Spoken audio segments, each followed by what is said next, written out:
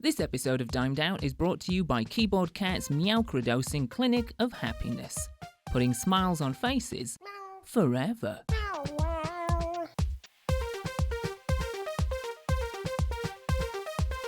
Forever.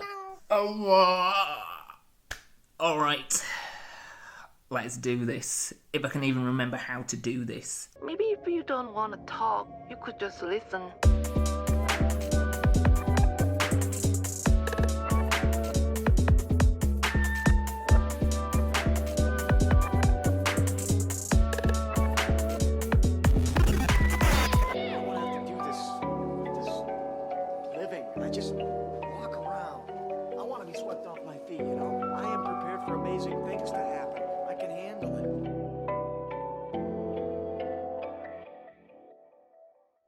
Oh jeez, what is the actual intro? Alright gang, it's me. No, it's not me. Well, it is me, but that's not the intro. Alright gang, what's happening? I'm Mal Foster and you are listening to the latest episode of your third favourite above average but infinitely curious podcast. That's the one, like riding a bike. What about that then? If you are new to the show, if this is the first time you are experiencing Dimed Out, God bless you. You probably want to start elsewhere. But nonetheless, if you are going to just belligerently power through this episode and season, do make yourself comfortable. Take your shoes off. That's the only thing I do ask, and I will pop the kettle on. If you are coming back after enjoying previous episodes, recalibrate your expectations. Yeah. Anyway, welcome, whether you are new, old, or somewhere in between. It's going to be really questionable if this podcast will remain your third favourite, and even if it will remain above average. I mean, we've already probably tanked it way below average at this point, so... But we will remain infinitely curious, and if you are infinitely curious as to what the hell is going to be happening with this season, then, I can't help you there, because... For the first time since doing this show, I haven't a Scooby-Doo what is coming down the pipeline. Over the last, 3 seasons, over the last 2.5 years, usually I know at least half of the season's content. I have got it all sorted beforehand. I've made a list of things I've wanted to purposely investigate or dig into, a list of people I've wanted to talk to, a list of topics I've wanted to at least touch upon. But for this season, we're kind of just flying by the seat of my pants. It is going to be very different, and it's going to be different for good reasons. I, over the last 2 and a bit years, over the last 3 seasons, have been very guilty of over-planning, over-preparing, and over-producing Dimed Out. I have overworked myself with this show, usually over silly bollocks that really doesn't matter. Making individual pieces of artwork for each episode, working on a shit ton of original transitional music, which only really ever lasts about 15 to 25 seconds at the most. I mean, which has been fun in the past, but I get obsessive. I get really, really drilled into little details. I get really obsessed with perfecting things, with making sure things are as close to perfect as possible. And if you've listened to our episode with Dr. Lawrence Serpico, chasing the unicorn, chasing that idea of perfectionism is utter bollocks. But I have been very guilty of doing it over the last 2 and a bit years, and I want to stop doing that. As much as I want to put out a quality product, I don't want to stress myself over it, because getting myself into that mindset, chasing the unicorn, trying to do all of these additional unnecessary things it's been a great labour of love, and I've enjoyed the fruits of my labour, but sometimes the process has been really wearing on me, mentally, emotionally, and otherwise. So, less of that. So the spine, the general idea, the one sort of formative structural element for this season is that season of Dimed Out is going to be more of a journal format. The general idea is to document 1 year of my life. So that's going to be personal things going on with me, things going on in a wider sense of the world, things that I stumble across that I find interesting. So like the sort of topics that you would find in the previous seasons, I'm going to try and fit some of that stuff in. It's going to be available as a regular old audio podcast, the old traditional standards, plus a video version. And in regards to that, it's going to be comprised of like personal vlogs like this, and it's also going to have additional footage, because I really want to get back into the habit of filming stuff. I used to be the guy that filmed everything, that documented so much and would put stuff together, and I've stopped being that person. And I'd like to be that person again, because it was fun and it gave me a creative outlet that was engaging and really kind of beneficial in so many ways. So yeah, it's going to be a sort of mix-up of these kind of things where I'm talking to you directly and just random things. You know, it's going to be a sort of random ramshackled diary of sorts, with the idea being, at the minute, and this might change, that each episode would represent a month of the year. At least, that was the plan. When I first started this back in January of 2023, I wanted the season to be diaristic. I guess I wanted it to have a continuous narrative or a linear arc of some kind, but life doesn't work that way, and life itself kind of got in the way. When I'm at rehearsal, I'm done, I'm out, and then I'm waiting about for God knows how long, doing nothing. Downtime, so much downtime this last week with rehearsals for this thing, and it's nice and whatnot to hang out with other people in the play, but I am just bleeding time. And I ended up doing exactly what I wanted to avoid, overworking myself and making things more complicated than they needed to be. Yeah, I'm really drowning with this. I'm really struggling to keep up with piecing this podcast season together. I have got shit on USBs, on hard drives, on my laptop. It's really fucking stressing me out. So now, in August of 2023, I have even less of an idea what shape this season will take. I'm guessing it will still be somewhat diaristic, except this diary is more of a scrapbook that consists of various different things, a scrapbook that bends and folds both time and reason, a scrapbook filled with stuff, for no particular reason, and in no particular order.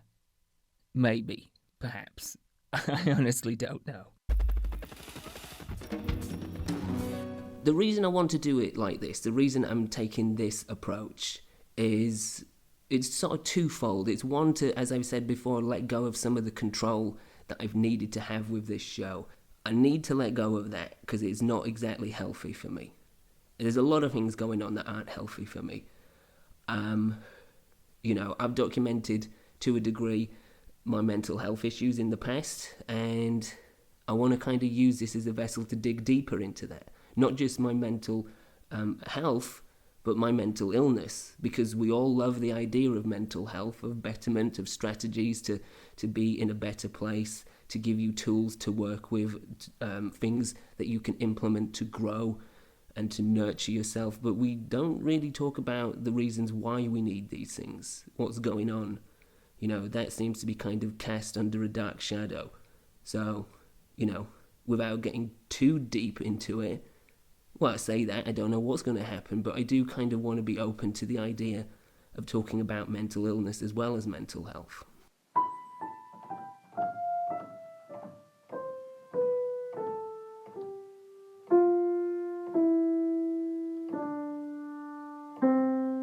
I mean, honestly, after so many years here, I still feel displaced. I still feel like my world is tiny. And a part of that is definitely due to COVID and lockdown and, you know, the concerns about going places and doing things and are we safe and whatnot. But that has kind of passed and there are measures and, you know, we've moved on and things are a lot more safe. I've just become a lot more restrictive. I've become a lot more insular. And it's me that's made my world smaller. So this is, if nothing else, an exercise to change that, to get out and do things. When I used to do the show before this, Ramble On, one of the main components of that was going out and doing things I've never done before, trying different things, experiencing stuff for the first time. I haven't really done that, but I want to. I want to be that person as well. A big part of it has been down to social anxiety, sure, and low self-esteem, But I want to kind of work on that as well. You know, I want to talk about that. I want to kind of remedy what I can in that area. You know, and I think a big part of that is allowing myself to go out the house more, to do things, to even just wander about and film stuff, find things to go and film, find things to go and do, kind of try and immerse myself in the world a bit more. Because honestly, the last year especially has been very insular, has been very riddled with doubt and low self-esteem and damage. What I mean by damage is damage that I have inflicted upon myself, damage I've done to myself by not looking after myself mentally, emotionally, and in particular, physically. For me, my physical well-being really does tie into my mental and emotional well-being. A sort of dive into my own personal history is that I have, throughout many chapters of my life, struggled with fluctuating weight. When I was a kid, I was overweight. When I was an early teenager, I was overweight. And then from about 22 to 29, I was really overweight. I was technically obese. I was about 360 pounds, and at the age of 28, 29, I was given the prognosis by my doctor that I was on my way to type 2 diabetes.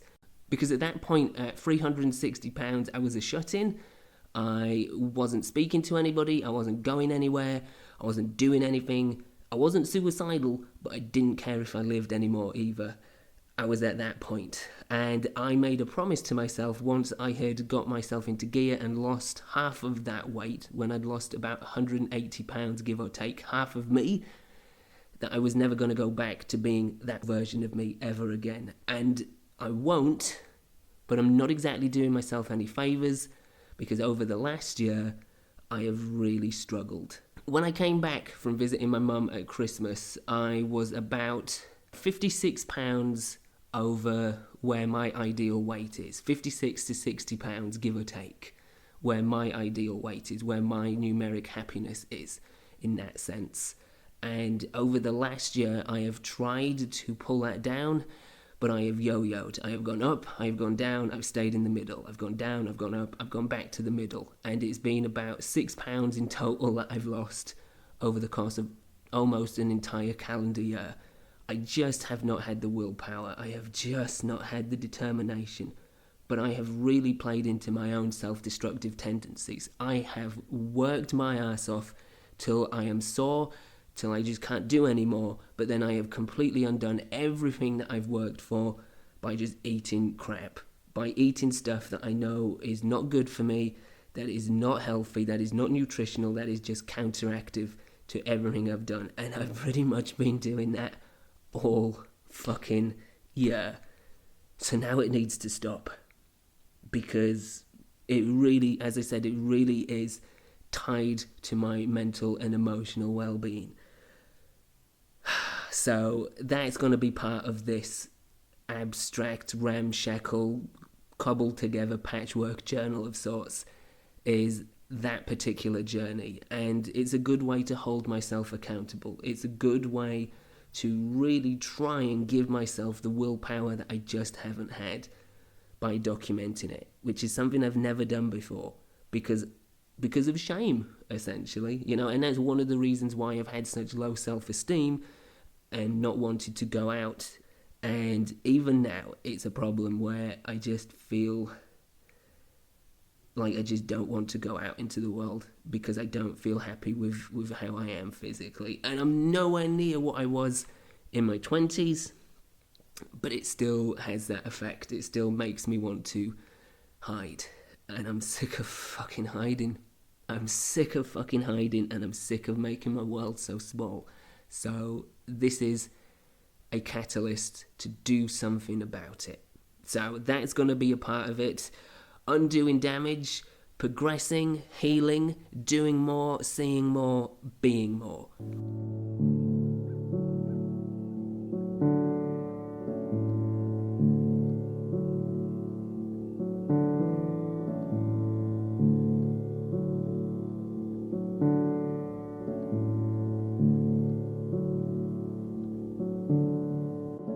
You're listening to Dined Out. Your mom loves it, and hopefully one day you can accept that. So, to get me going on this health and fitness journey of 2023, my first step is to have done the awful, dreaded, daunting initial weigh-in. It's never ever fun, but you need to know where your base is. So, on the 12th of January, I stepped on the scales and I came in at 16 stone and 7 pounds, which is 231 pounds if you don't do stones. I should say at this point, what I'm using to weigh myself is an app called Fit Index, which is in correspondence with a set of scales that I've got, and it's actually really, really good because it goes into deeper metrics. Rather than just telling you how much you weigh, it goes into a lot of deep data.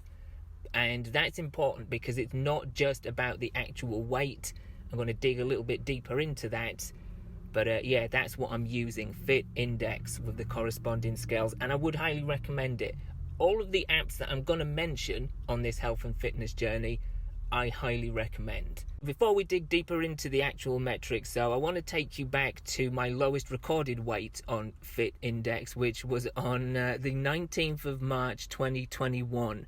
My lowest recorded weight was 13 stone and 2 pounds. I don't know how many pounds altogether cumulatively off the top of my head that is, but it's quite a bit of difference, to say the least. That is 3 stone and 5 pounds, so that's what, 3 times 14, 28, 42, around about 50 pounds. I'm not going to do like precise maths whilst going through this, but it's about a 50 pound difference, and that is in the span of almost 2 years. But as I mentioned, it's not just about the actual weight itself. I want to kind of dig deeper into the metrics because the reason I'm doing this is to be healthy.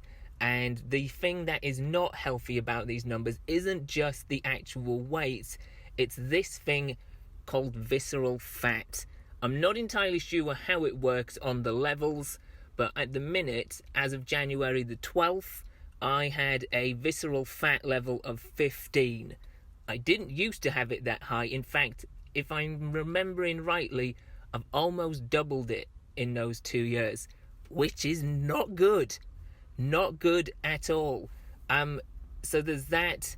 There is the subcutaneous fat, I think that's how you pronounce it, which is at 25.9%. My overall body fat, which is 30.2%. And my metabolic age, which as of the 12th of January 2023 is 43 years old.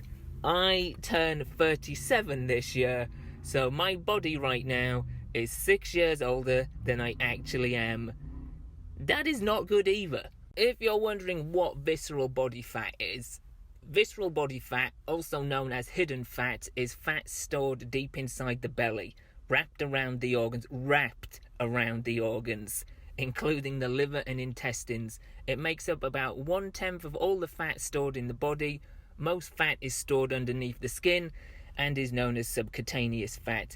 So it's not healthy. You know, any fat wrapped around your organs is not good. So we really want to be bringing that down. To give you a comparison in terms of the deeper metrics, going back to the 19th of March 2021 when I weighed in at 13 stone 2 pounds. Let's dive into that a second to kind of compare. I didn't have a metabolic age of 43, that's for sure. In fact, I had a metabolic age of 35, which is exactly how old I was. So my body and my actual age matched up 2 years ago. Since then, I have aged 6 years. It's really, really not good. My visceral fat for that time, almost 2 years ago, was 8, so I was right. I've almost doubled that in 2 years. And my overall body fat was 19.9% as opposed to, 30.2? So, yeah.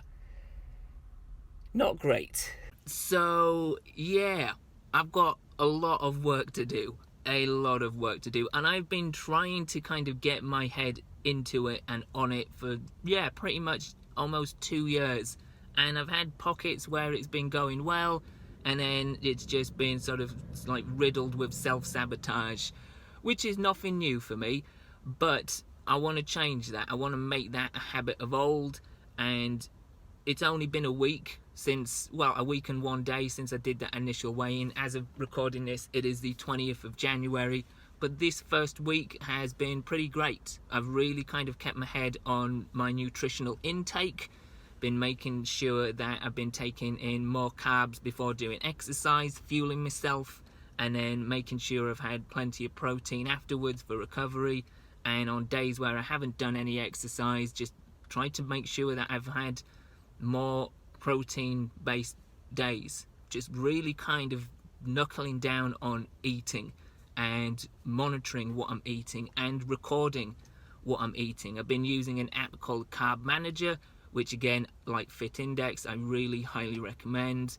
It's really good at making yourself accountable. When you have to actually log what you're eating, you become a lot more aware of what you're eating, and that is helping me big time. I've done it before, but I've just kind of fell off the wagon many times. But this week so far, and granted it's only been 1 week, but this week so far has been really good. In terms of exercise, I have kind of had to do a complete reset, and I've kind of wanted to do a complete reset as well. I just could not be doing the routines that I was doing previously. I couldn't have been doing the 3-tier split runs that I was doing previously. By that, I mean 30 seconds of warm-up / cool down, then 2 minutes of a mid-paced run / jog, and then 30 seconds all hell to leather sprinting before the cycle resets, cool down, mid-pace, hell for leather, etc. I couldn't be doing that because my frame is too heavy. I've been so out of practice with it, and just energy levels not there. So I've been doing some 2-tier runs where it's been light jogging, emphasis definitely on the light, and walking breaks to kind of get myself back into a routine of doing it without getting frustrated at what I can't do yet. And likewise, instead of doing sort of high intensity interval training, I've been just using the elliptical and watching episodes of Line of Duty, and using the treadmill and watching episodes of Line of Duty, little bits, just chipping away. And honestly, when I first came up with the idea that I want to do this / definitely need to do this, I thought I'm going to get really frustrated with this because I'm just going to want to kind of get back into where I was, but I'm not where I was. So I've had to go back, and I've actually really enjoyed it. It kind of feels like, and it's a weird analogy, so bear with me, but it's kind of like you've lost your save data on an RPG, a role-playing game. At first, it's kind of mad because you've grinded for so many hours and got your character to a certain level. And when you go back to the game after a long, prolonged absence, you're like, oh, for fuck's sake, I've lost everything. I'm going to have to start from scratch. But starting from scratch, you kind of have learned from your previous efforts, and you get to try different things, and you get to begin to level up again. You're kind of seeing yourself level up quicker instead of just grinding for ages and staying in a relatively similar pattern. I am actually recording this outside of my gym. I've just finished a session where I've kind of done half and half. I've done a tiny bit of HIIT, tiny bit of high intensity interval training, about 10-15 minutes, and then I've done some elliptical and some treadmill.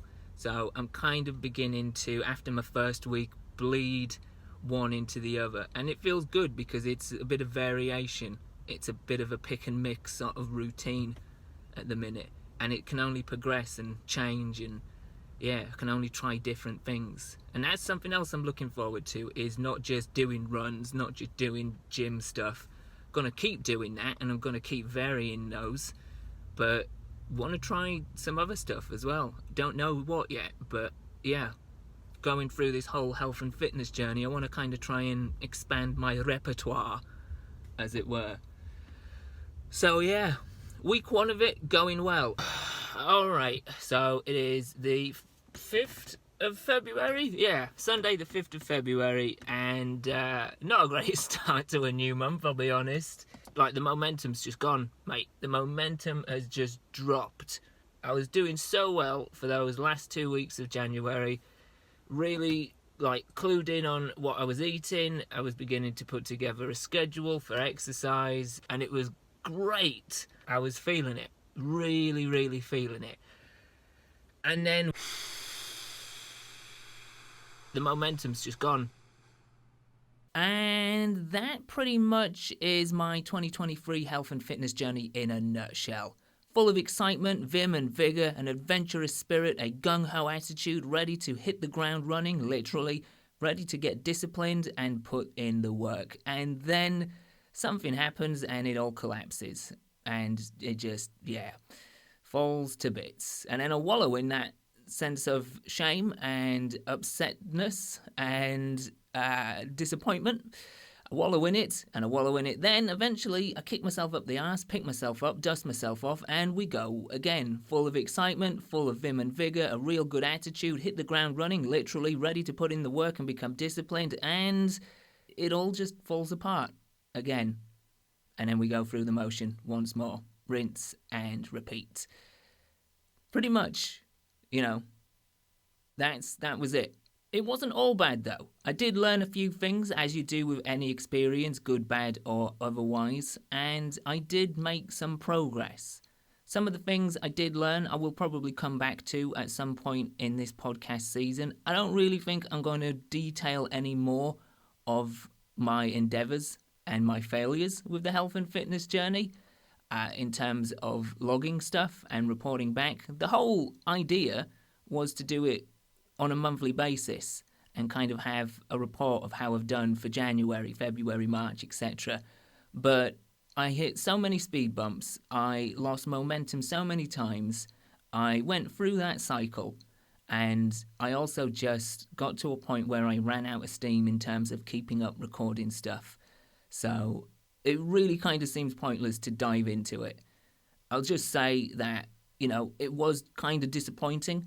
But as I said, I did learn some things, and we'll probably tap into that at some point later on in the season. I'm thinking particularly the stuff I learned from Stu Mittelman and his book Slow Burn, and diving into aerobic heart rate. That changed the way that I run. But that is a different subject for a different time. So yeah, I didn't hit the goals that I wanted to, but I did make some progress. And I thought rather than kind of comb through all of the stuff that I did manage to record in terms of metrics and measurements, I thought I would just do an overview for the whole year. So on January 12th, 2023, my metrics were as follows. My weight was 16 stone 7 pounds, which is 231 pounds altogether. My BMI was 32.4. My body fat was 30.2%, subcutaneous fat was 25.9%, visceral fat was a level of 15, and my metabolic age was 43. Now, earlier in the year when I was going over these metrics at the start of 2023, I said I turn 37 this year. That was incorrect. I actually turned 38. Still, despite evidently not knowing how old I actually am, I started 2023 5 years older than I actually was, metabolically speaking. In 2023, I did manage to drop that metabolic age to 42, and at this most successful point, I had a visceral fat level of 12, and I got my weight down to 14 stone 11 pounds, 207 pounds if you just do the pounds.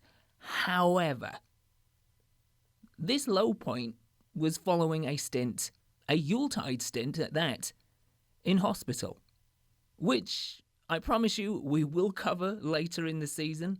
It won't be in the next few weeks, but at some point, I promise you, we shall cover my festive time in the hospital. For now, though, rest assured that all my bits and pieces are where they're supposed to be, and that my sand timer of mortality is not in danger of running out anytime soon. I hope. Who knows with these things?